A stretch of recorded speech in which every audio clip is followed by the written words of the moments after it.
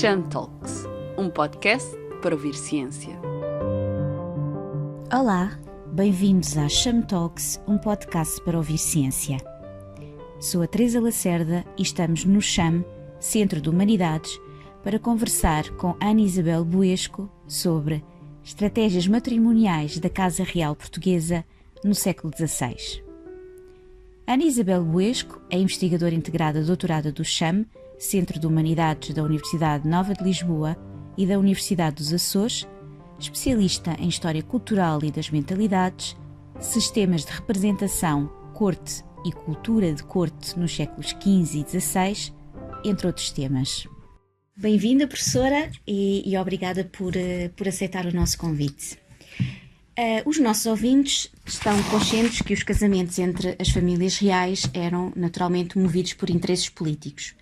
Contudo, alguns devem de desconhecer que estes enlaces estavam dependentes e em muito do concorrido mercado matrimonial, para usar a expressão de Bartolomé Benassar. Boa tarde, muito obrigada também pelo convite para participar no Cham Talks. E relativamente a esta primeira questão que a Teresa me coloca, eu acho que é uma expressão feliz. O mercado matrimonial, o mercado dos casamentos, é uma expressão feliz de um livro muito interessante, de um grande hispanista, que é o Bartolomé Benassar, um livro sobre rainhas e princesas na Europa moderna, portanto o arco cronológico é bastante amplo, e que tem o título em português de A Cama, o Poder e a Morte. E, portanto, de certa maneira está tudo aqui muito, muito claro, não é? Eu diria que as mulheres são, afinal, duplamente protagonistas nesta questão dos mercados do casamento. Normalmente nós vemos apenas a mulher, enfim, como um objeto que se transaciona, mas elas são duplamente protagonistas. Porquê?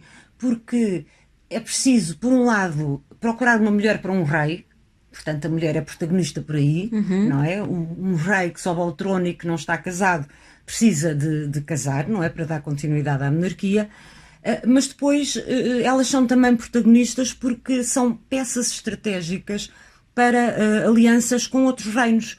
Ou seja, é uma mais-valia, se eu assim posso dizer, para os monarcas. Eu dou o exemplo do Dom Manuel. O Dom Manuel tinha, como escreveu o Frei Luís de Sousa, uma casa cheia de filhos. Tinha 6 filhos varões, mas tinha 2 raparigas, a Isabel e a Beatriz. E, portanto, um rei ter assegurada a sucessão por varonia, mas ter também filhas com as quais pode fazer o seu xadrez político na Europa do tempo, é também muito importante, não é? Mas eu ressalvava, de facto, este duplo protagonismo das mulheres. Exatamente. No mercado dos casamentos. E isso vem um bocadinho ao encontro daquilo que eu tinha pensado que fosse a nossa segunda tópico de conversa, que era exatamente as dificuldades que o monarca enfrentava no casamento das suas infantas. Era um desafio diferente dos casamentos dos filhos do sexo masculino? Eu acho que a questão essencial e a questão central é que, seja no caso de uns ou no caso de outros, é sempre e sobretudo uma questão política. É uma questão política. Portanto, no fundo, relaciona-se com a questão anterior, não é? Casar as filhas era também uma questão política que poderia trazer vantagens à coroa, no jogo das alianças, em palco europeu. Agora, a grande questão é a do dote. Exato. Nenhuma mulher casava sem dote. Claro que... E isto é transversal à sociedade. Quer dizer, se nós pensarmos em segmentos sociais mais inferiores, mais humildes, não é? Até ao topo da escala social, com os reis, há sempre a questão do dote no casamento de uma mulher, que pode viabilizar ou não viabilizar um casamento. E, portanto, uma mulher sem dote não casava. Exato. E, portanto, as filhas dos reis também não. Portanto, a questão do dote poderia inviabilizar, se não correspondesse às exigências pedidas, ou potenciar o casamento, ou decidir até um casamento. Estou-me a lembrar do casamento de Isabel de Portugal, precisamente a filha de Dom Manuel, com Carlos V, que foi falado desde muito cedo, a Dona Maria e o Dom Manuel, portanto, ainda em vida da Dona Maria, desde sensivelmente 1515, tinha a infanta 12 anos, queriam casá-la com o Carlos de Habsburgo. E ela só casou em 1525.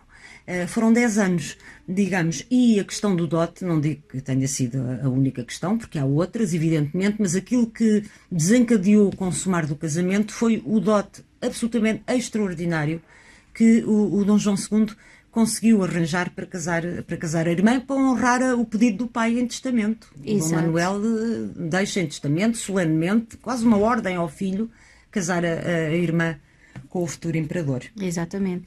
É interessante porque há um momento em que, corrija-me se eu estou enganada, que o Carlos V assegura ao Francisco I de França de que não tencionava casar com a filha mais velha do rei de Portugal. Sim. Portanto, isto foi de facto uma longa batalha. Foi uma longa batalha diplomática e depois financeira, porque nas cortes de Torres Novas, que foram as primeiras do reinado de Dom João III, em 1525, quer dizer, as cortes estão um bocadinho com os avanços também do Estado moderno e da mediação cada vez maior entre governantes e governados. As cortes estão a perder um bocadinho aquele sentido primordial que era ouvir os povos, ouvir as suas reivindicações, e não, realmente as cortes na época moderna, e aqui já é sensível a essa questão, são cada vez mais... têm como justificativo cada vez mais o juramento dos herdeiros, que isso é absolutamente essencial, têm de ser jurados em cortes, e depois pedir dinheiro aos povos. E é isso que se passa. As cortes de 1525 são precisamente ordenadas por Dom João III para pedir dinheiro aos povos, para fazer o tal dote, à irmã, não é? E realmente foi isso que aconteceu. Do lado do Carlos V, que ainda em 1518 dizia que não ia casar com a filha de Portugal, como ele dizia, assegurava ao Francisco I. No fundo, depois também o próprio evoluir político, no fundo, um estrangeiro que vem reinar para Castela, há a guerra das comunidades, o tesouro dele fica absolutamente vazio, não é? E, portanto, o dote que o Dom João III arranja, que são 900.000 dobras de ouro castelhanas, era uma fortuna, ele depois acaba por fazer esse casamento, e sabemos, a história também é feita disso, não é? Os nossos antepassados não eram de papelão, eram pessoas com afetos, com paixões e tudo isso, e é interessante ver como um casamento, que é um casamento absolutamente político, que é um casamento que deriva de uma série de circunstâncias, que depois talvez ainda falaremos, acaba por se transformar num casamento de amor. Exato. Reza as crónicas que era assim. Rezam as crónicas que era assim. Mas o casamento da irmã da infanta Dona Beatriz foi já um casamento cujas negociações iniciais foram encetadas pelo Carlos II, Duque de Saboia. Aqui a minha pergunta é um bocadinho ao contrário, que é: quais eram os interesses do ducado no casamento com uma infanta portuguesa? E este casamento foi bem aceito pela corte? Pois, este casamento ainda é feito em 1521, não é? No ano da morte, uns meses antes de Dom Manuel morrer. E, de facto, como diz bem Teresa, a iniciativa parte do Duque de Saboia. Portanto, o Duque de Saboia, muito rapidamente, não é? Há duas questões fundamentais que levam o Duque de Saboia a procurar no longínquo Portugal, não é? Uma hipótese de casamento. A primeira é, sem dúvida, o querer escapar à pressão francesa. Portanto, a Saboia tem relações dinásticas e até familiares e tudo muito grandes com a França, e, portanto, realmente há essas pressões francesas que se exercem sobre o Duque de Saboia, e ele quer sacudir um bocado essas pressões que passariam também por um casamento em França, e ele quer realmente libertar-se disso. Depois, em concreto, é a questão financeira. Quer dizer, repare que a imagem do Dom Manuel, nesta altura, na Europa, é a imagem, de facto, de um rei próspero, com um império, com o exótico, enfim, com as especiarias a correrem, não é? É essa a imagem de marca da monarquia portuguesa em tempos de Dom Manuel. E portanto, a questão financeira parece que é assim, é comum, não é? Portanto, o Carlos II estava numa situação desesperada em termos financeiros. E, portanto, vê a hipótese de, casando com uma infanta portuguesa, que desde o início desde o início foi a Beatriz. Eu já vi escrito que também, não, eventualmente a Isabel não, porque se sabia nas chancelarias que o Dom Manuela queria casar a Isabel com o Carlos V. Portanto, foi desde o início a Beatriz. E, portanto, eram estas duas questões políticas, portanto, a pressão francesa sobre o ducado e depois a questão financeira. Que o Carlos II achou que poderia, enfim, em parte resolver.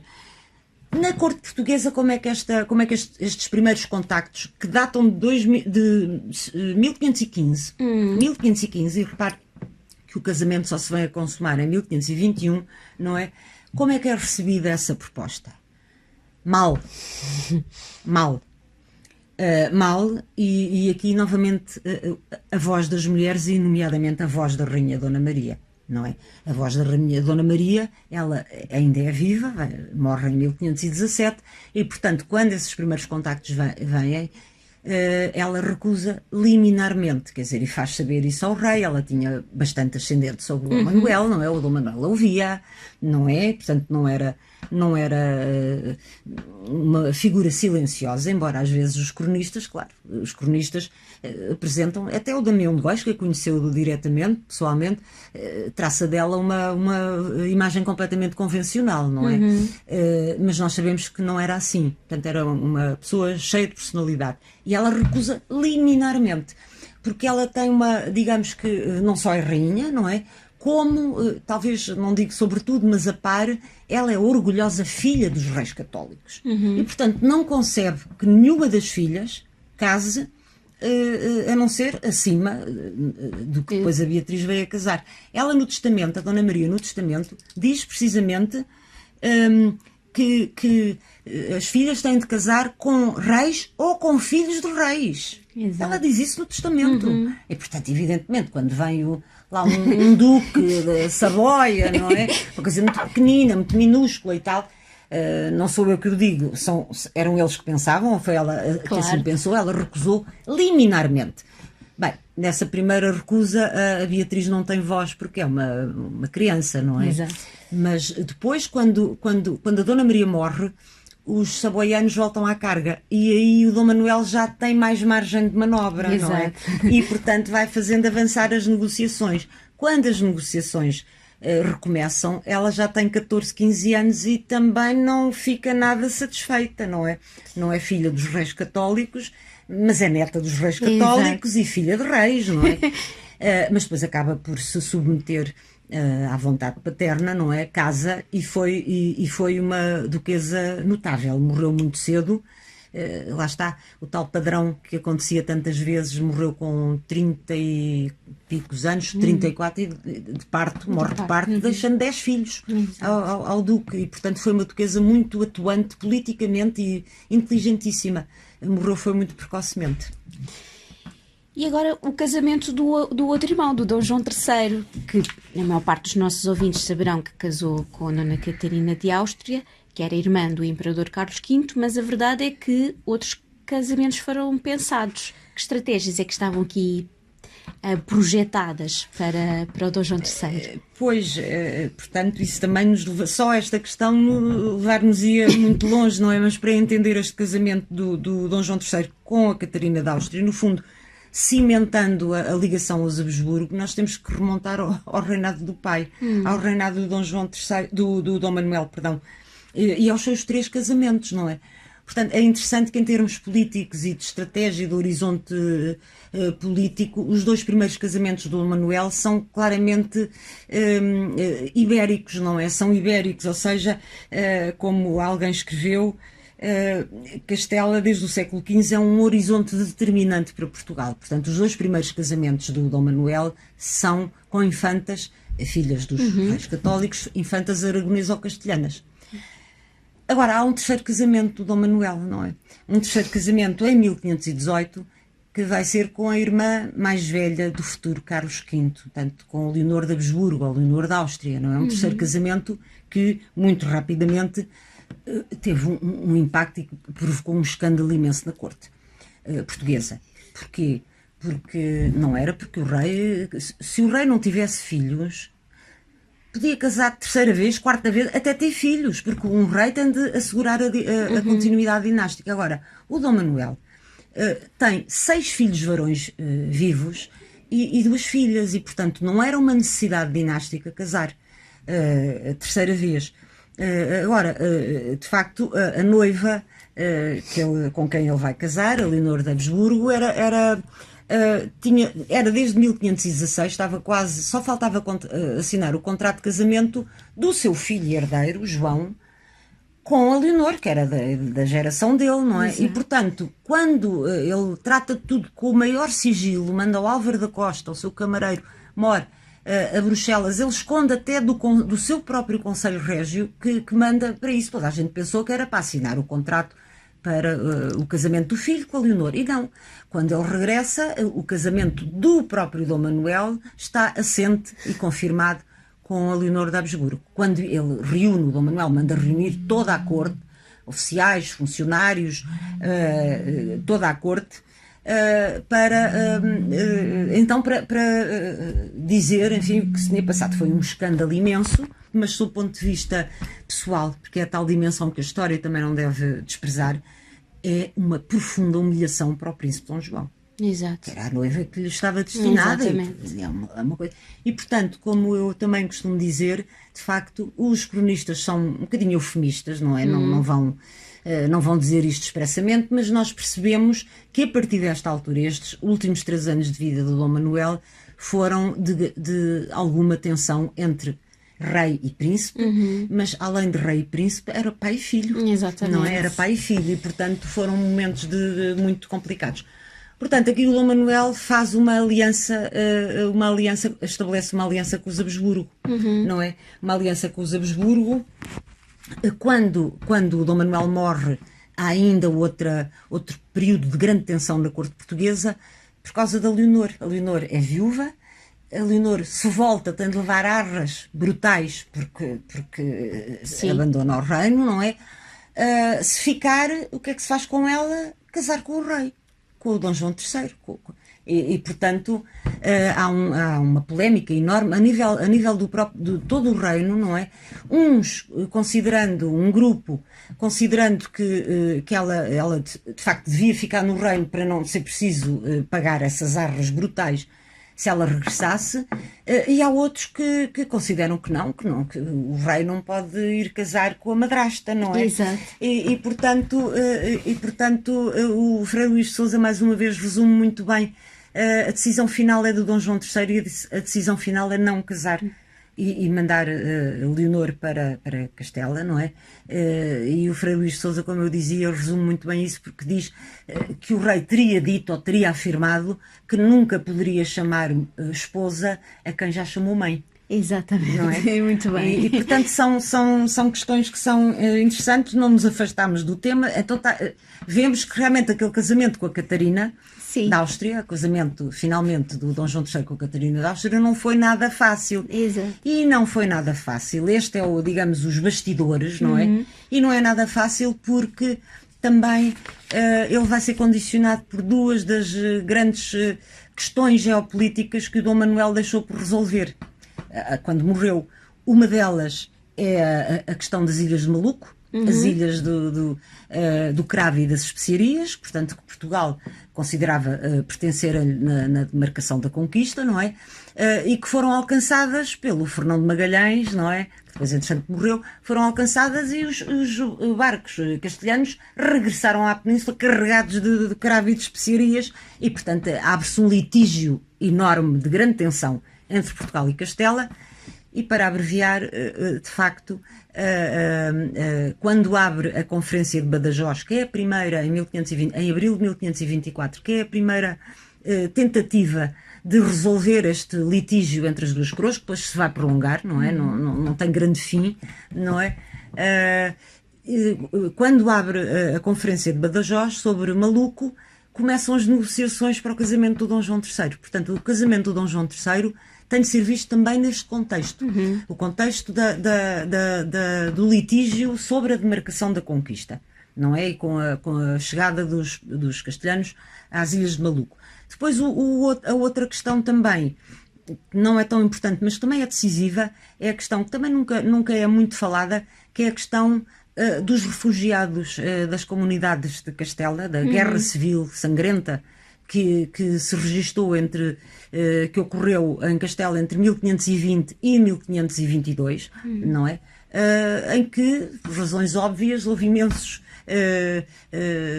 adeptos da Revolução, não é? Os chamados comuneros, muitos deles grandes e pequenos. Portanto, há refugiados anónimos, não se sabe bem quantos, mas foram muitas centenas ou até milhares de pessoas que fugiram para Portugal, desde comuneros anónimos até elementos da mais alta aristocracia castelhana, como Maria Pacheco. Estamos perante aqui outra mulher, não é? Como Maria Pacheco, que é a viúva do Juan de Padilla, que foi decapitado na Batalha de Villalar, e que foge para Portugal. Portanto, o Dom João III, o contexto principal é o de Maluco, mas o Dom João III também inteligentemente vai gerindo as pressões que o Carlos V exerce para ele entregar os refugiados. Exato. Exatamente. E, portanto, vai gerindo isso também no interior das próprias negociações para o casamento. Honra seja feita. Não há registro de qualquer expatriação de nenhum refugiado, grande ou pequeno, para Castela, e portanto o Dom João III nunca repatriou ninguém para Castela. Mas, portanto, são estes contextos que também têm de ser vistos, não é? Nos bastidores dos casamentos. Depois, nos bastidores afetivos e tudo isso, mas depois também nos bastidores políticos, não é? E para terminarmos aqui, falarmos um bocadinho sobre o rei Dom Sebastião, que passou à história e quase todos nós o conhecemos como o rei que não casou, o rei que não produziu herdeiros. Mas a verdade é que houve várias tentativas para casar o rei Dom Sebastião. Sim. Houve, sim, senhora, várias tentativas. Aliás, como era de esperar, não é? Ele era muito, muito pequenino, não é? Ainda era muito pequenino, ainda em vida do próprio Dom João III.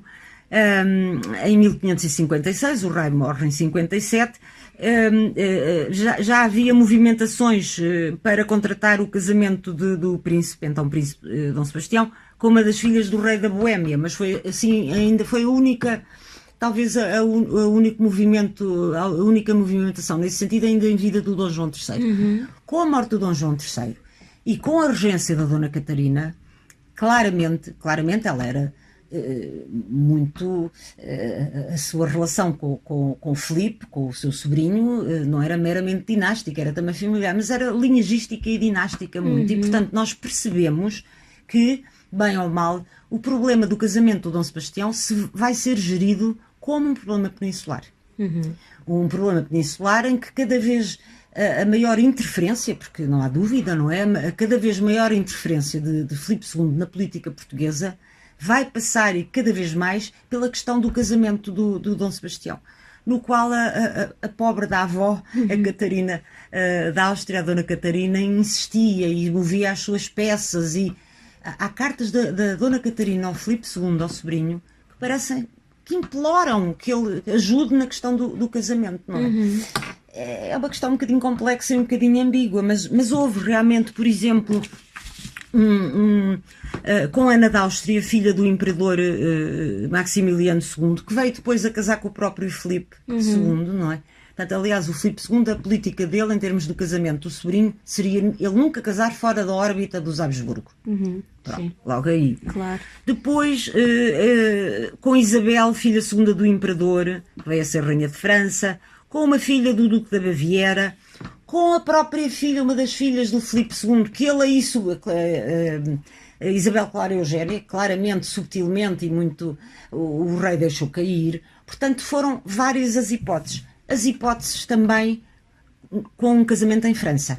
Sempre aquela velha rivalidade, não é, entre a França e a Espanha, e portanto, isso por acaso é uma questão interessante, mas o Filipe II e os seus agentes estavam muito atentos a isto, não é? Claro, não iam permitir. Portanto, exatamente, o projetado casamento de Dom Sebastião com a irmã de Carlos IX de França, com a Margarida de Valois, que ficou famosa também na história, que foi ventilado desde 1559.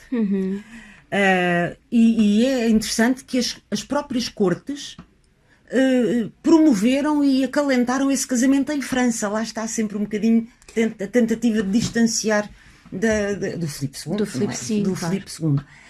De tal maneira isso chegou, essa possibilidade chegou quase a concretizar-se, que há um retrato da autoria de François Clouet, que é um dos grandes mestres da pintura de corte em França, que foi enviado um retrato da Margarida de Valois, muito pequenino ainda, é um retrato encantador. Esse retrato está em Portugal no Museu Nacional Soares dos Reis no Porto. Portanto, o retrato que foi enviado para ver. Portanto, a questão do casamento em França chegou a ter algumas pernas para andar. Pois, claro, a diplomacia do Filipe II pôs tudo em banho-maria e a coisa não resultou, não é? Portanto, houve de facto várias hipóteses.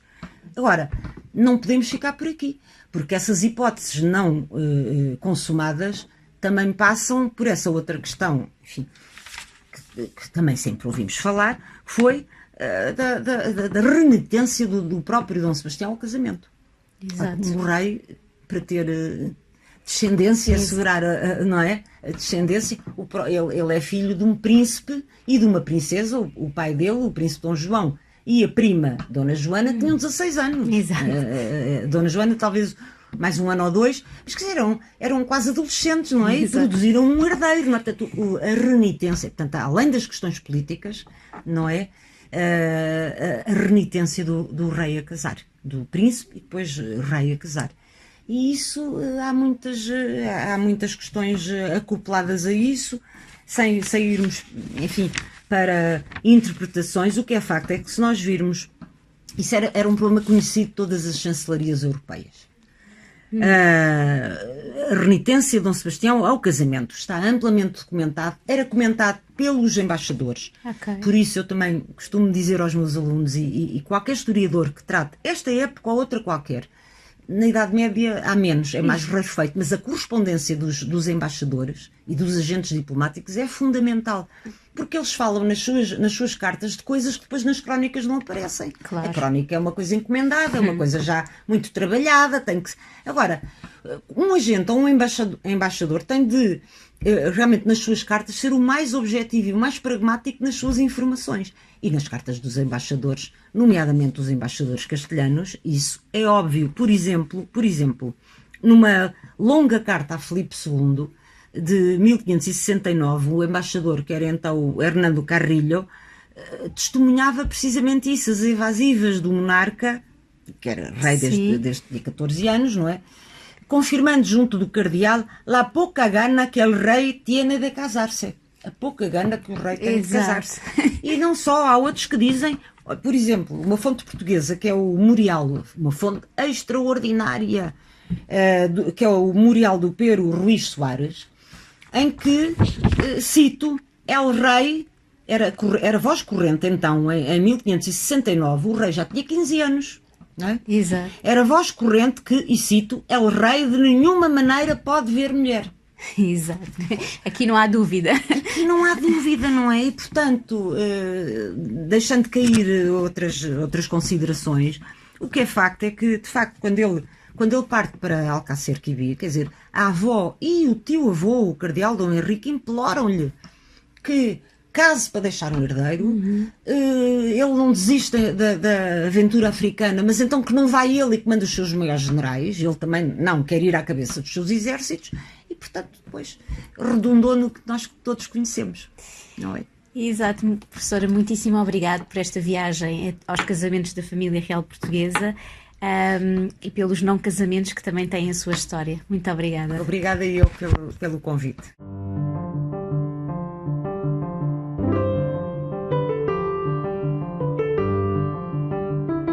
Obrigada também a quem está desse lado. Não se esqueça de clicar no botão de notificação para seguir o nosso podcast e deixar os seus comentários. Desta vez, falámos com Ana Isabel Buesco, investigadora integrada do CHAM, doutorada em História pela Nova FCSH, onde é professora na área de História Moderna. Além de artigos em revistas académicas, nacionais e estrangeiras, publicou vários livros, entre os quais as biografias de Dom João III, Catarina de Áustria, Infanta de Tordesilhas, Rainha de Portugal, Dona Beatriz de Portugal, a Infanta Esquecida, a Livraria Renascentista de Dom Teodósio I, Duque de Bragança, Na Corte dos Reis de Portugal, Saberes, Rictos e Memórias, estudos sobre o século XVI. Em breve regressamos com mais conversas sobre ciência. Até lá! Cham Talks, um podcast para ouvir ciência.